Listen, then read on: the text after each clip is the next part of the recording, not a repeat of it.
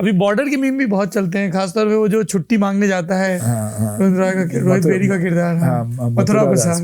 मथुरा दास। अभी पिछले दिनों ऑपरेशन सिंदूर था तो हमारे दफ्तर की भी सारी छुट्टियां कैंसिल, तो कोई आसपास भी दिखता था उसको मीम दिख।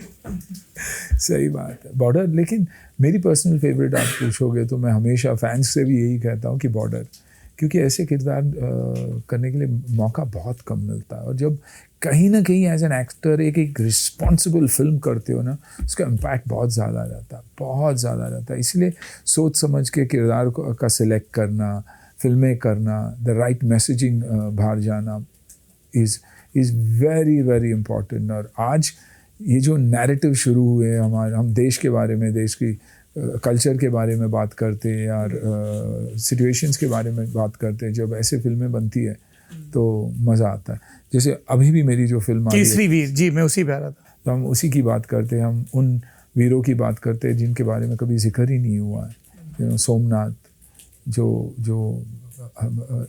और ये 8वां या 9वां अटैक था सोमनाथ के मंदिर पर, और जो वेल्थ जो लूटा गया, तो आप, लेकिन फिर भी 100-150 जन जुट होकर तुगलकों के साथ उन्होंने जो लड़ाई की, और वो कहानी बहुत ही खूबसूरत कहानी। हमीर जी गोहिल और जो आपका किरदार है वेगड़ा जी, जो भील के राजा थे, जो ओरिजिनली डकैती करते थे अपने लोगों को खिलाने के लिए, लेकिन एक हादसा होने के बाद वो शिवजी के भक्त बन जाते हैं, और भक्ति रहते।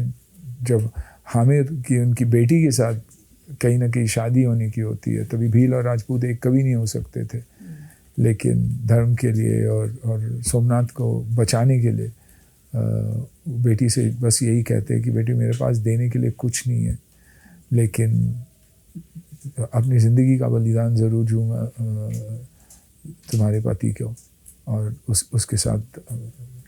ये गुजरात की कहानी है, Kesari Veer legends of Somnath, period film जो रिलीज हो रही है, और पहला ज्योतिर्लिंग, सोमनाथ का पहला ज्योतिर्लिंग।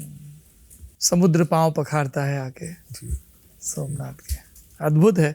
और रखरखाव भी बहुत व्यवस्थित है वहाँ पे। जी सोमनाथ के ट्रस्ट में पहले लाल कृष्ण आडवाणी जी हुआ करते थे, अभी अमित शाह और कई लोग हैं, मोदी जी भी हैं उसमें। व्यवस्थित सा है। हम लोग 2017 में लल्लन टॉप तब बना ही बना था, गुजरात इलेक्शन कवर करने गए थे, तब गए थे पहली बार दर्शन के लिए।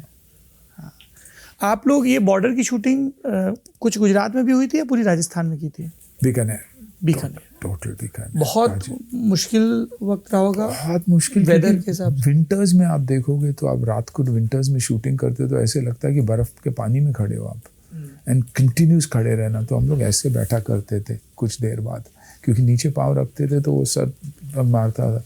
और वैसे ही समर में देखोगे तो 45, 46, 50 डिग्रीज और गर्म पानी में बैठे हैं, रेत तो ऐसे चिपक जाता था कि निकलना मुश्किल हो जाता था। तो आपने मना क्यों किया था इस फिल्म के लिए पहले?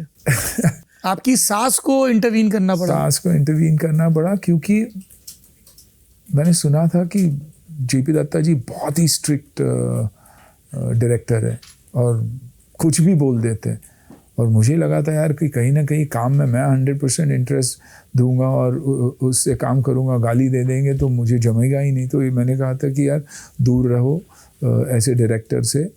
लेकिन फिर मम्मी के थ्रू, मेरे मदर इन लॉ के थ्रू इंटरवेंशन के बाद हम मिले, कहानी मैंने सुनी।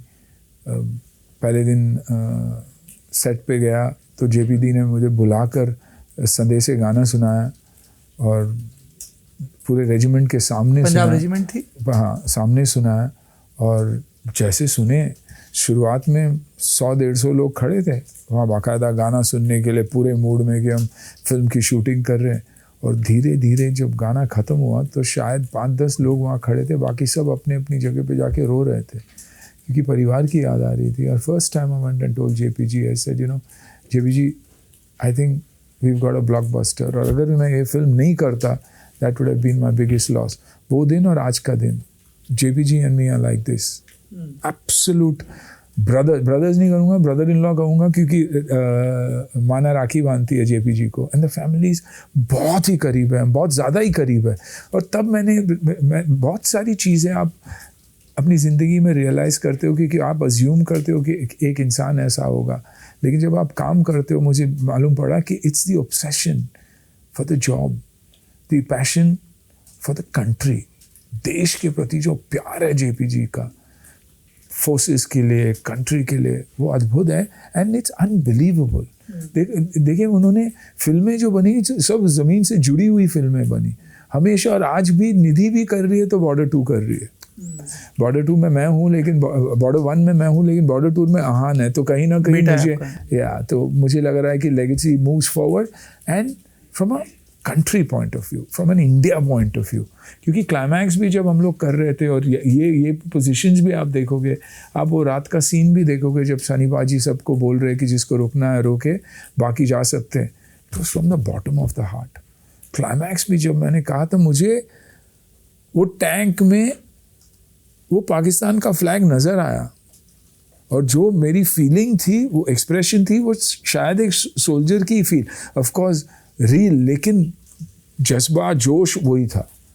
हम लोगों को सीन बहुत अच्छे से याद है कि वो ऐसे बॉम्ब लेके टैंक के नीचे जाके और फिर उड़ जाता है पूरा। और तब लोगों ने कहा भी था कि सर कि वो ये माइन लेके आगे जाएंगे, टैंक कैसे पीछे जाएगा, पर JPG वाज कन्विंस, नहीं टैंक को पीछे ले लो, वो है हमारा सिपाही, वो ताकत और वो एनर्जी और वो जज्बा होना चाहिए उसका। और that was one of the defining moments, you know.